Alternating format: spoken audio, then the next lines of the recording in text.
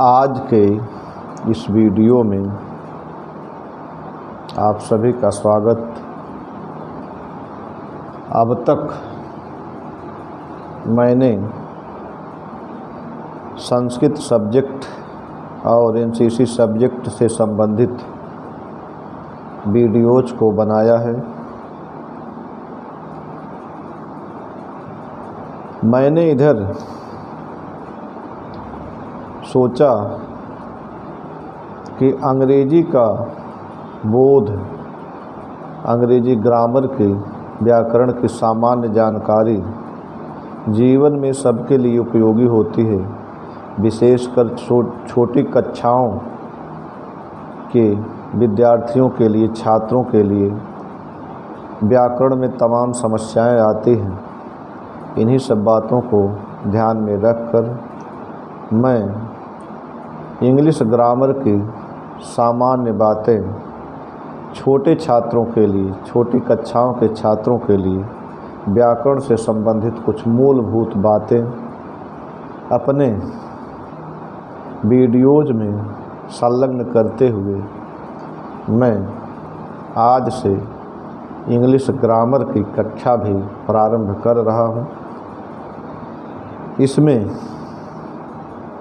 मैं English grammar से संबंधित जो सामान्य जानकारी वाली बातें हैं उन पर चर्चा करूंगा।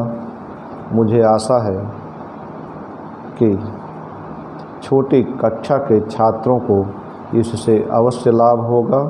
अंग्रेजी ग्रामर के विषय में दिलचस्पी रखने वाले और सुधीजनों को भी इससे लाभ होगा। आइए हम प्रारंभ करते हैं आज का व्याकरण का पहला क्लास। पहले हम चर्चा करते हैं अंग्रेजी वर्णमाला पर। इंग्लिश अल्फ़ाबेट्स, ALPHABETS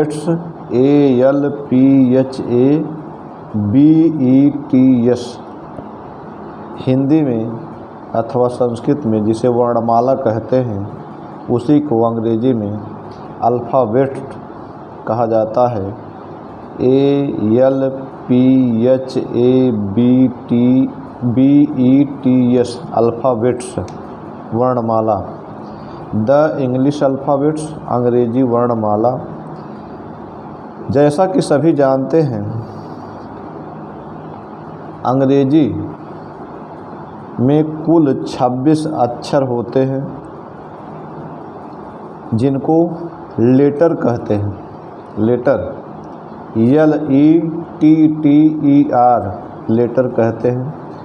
प्रथम अक्षर से लेकर अंतिम अक्षर तक के समूहों को अंग्रेजी का जो पहला वर्णमाला का जो पहला अक्षर होता है वहाँ से प्रारंभ करके अंतिम अक्षर तक का जो समूह है उसे अल्फ़ाबेट वर्णमाला कहा जाता है।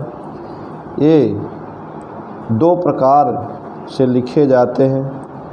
पहले कैपिटल लेटर्स बड़े अक्षर, स्मॉल लेटर्स छोटे अक्षर। कैपिटल बड़े अक्षर, स्मॉल लेटर छोटे अक्षर।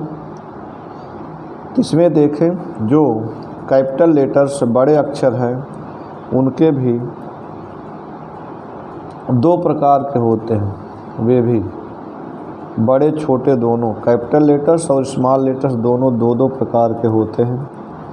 पहला होता है छापे के बड़े अक्षर, जैसे ABCD EFG HIJK LMNOP।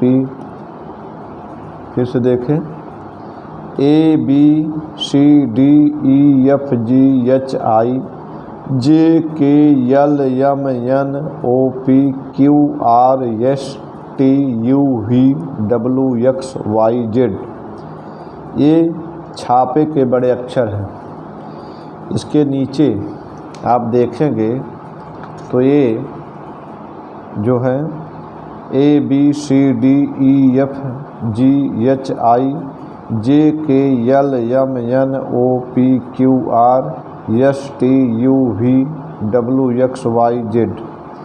ये छापे के छोटे अक्षर हैं। छापने के जो अक्षर होते हैं उनका प्रयोग पुस्तिकाओं, पत्रिकाओं आदि में किया जाता है, और जो लिखे जाने वाले छोटे अक्षर होते हैं उन्हें लेटर वगैरह लिखने के काम में आता है, हाथ से लिखे जाते हैं। ते देखिए, आपने छापे के बड़े अक्षर और छापे के छोटे अक्षर देखे। अब आप इधर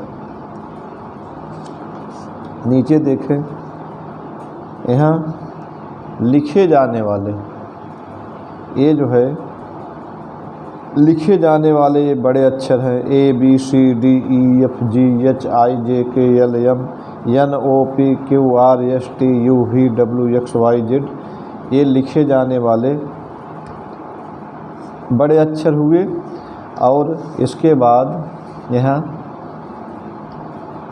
हाथ से लिखे जाने वाले छोटे अक्षर हुए ABCDEFGHIJKLM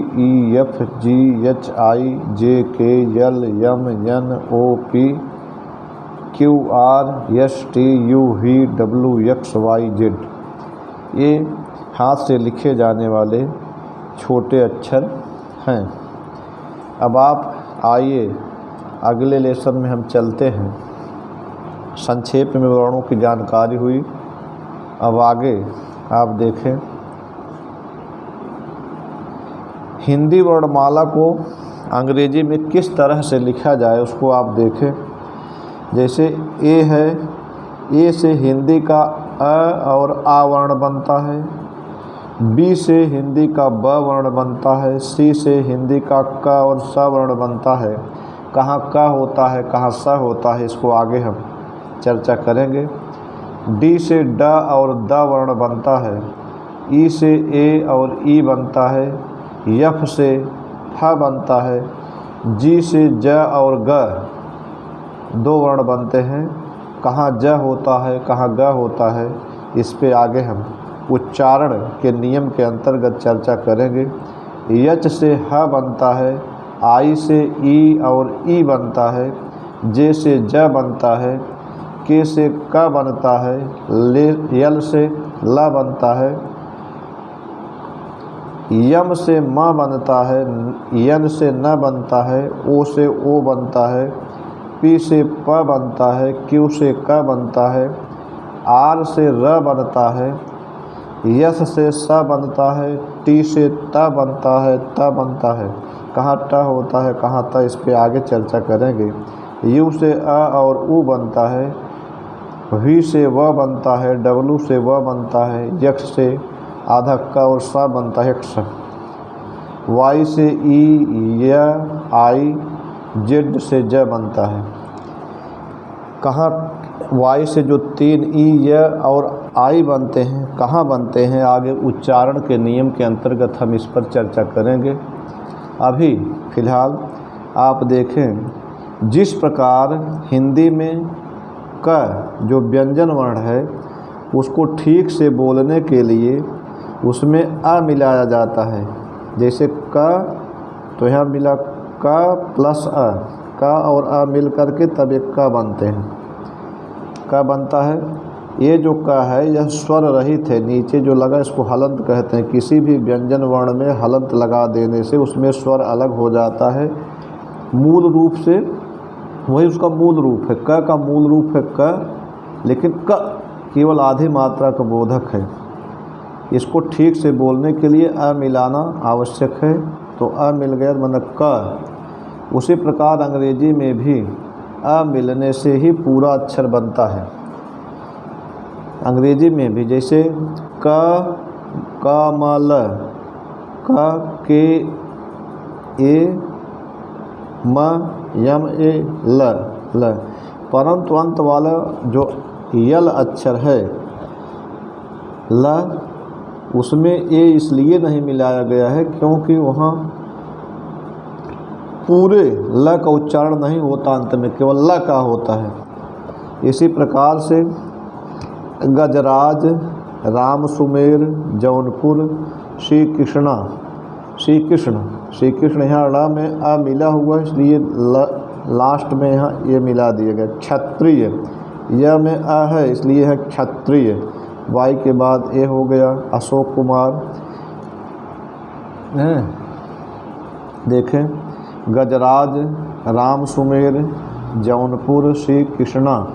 यहाँ डा में अ मिला हुआ इसलिए यहाँ यन के बाद ये लगा दिया गया है।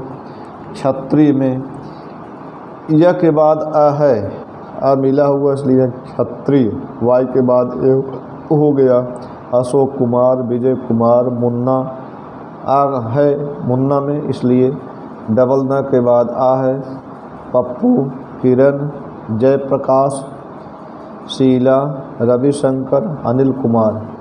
अब आप देखेंगे जिस प्रकार हिंदी में स्वर और व्यंजन होते हैं उसी प्रकार अंग्रेजी में वावेल और कॉन्सोनेंट होते हैं। वावेल को स्वर कहा जाता है। अंग्रेजी में 5 स्वर हैं, ए, ई, आई, ओ और यू, ये 5 स्वर हैं। और बाकी जो बचे हुए हैं उनको कॉन्सोनेंट व्यंजन कहा जाता है। वावेल कॉन्सोनेंट, वावेल अर्थात स्वर, कॉन्सोनेंट अर्थात व्यंजन। इस पर आगे हम चर्चा करेंगे, कॉन्सोनेंट और वावेल पर। इन्हीं स्वर और व्यंजन को मिला करके पूर्ण अक्षर बनता है, पूरा वर्ण बनता है। जैसे क में अ मिला करके क बनता है, उसी प्रकार क में ई मिलाकर की बनता है। उसी प्रकार सभी जो कॉन्सोनेंट अंग्रेजी को जो व्यंजन वर्ण हैं उनमें इन्हीं 5 स्वरों को मिला करके अक्षर का निर्माण होता है और अक्षरों से शब्द बनता है। आप आज इस प्रकार से वर्णमाला से सामान्य परिचय आपने प्राप्त किया। अगले दिन उच्चारण के जो नियम हैं उस पर हम चर्चा करेंगे। आज यहीं तक पहला वीडियो अंग्रेजी व्याकरण से संबंधित यह जो वीडियो है, आज का पहला वीडियो यहीं समाप्त होता है। धन्यवाद।